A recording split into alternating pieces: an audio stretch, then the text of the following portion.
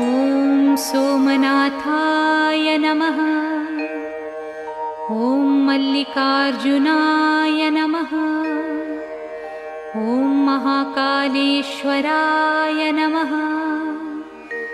ॐ ओंकारेश्वराय नमः। ॐ वैद्यनाथाय नमः। ॐ भीमशंकराय नमः। ॐ रामेश्वराय नमः। ॐ नागेश्वराय नमः। ॐ विश्वेश्वराय नमः। ॐ त्र्यंबकेश्वराय नमः।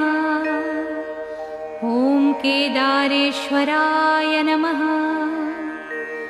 ॐ भुस्मेश्वराय नमः।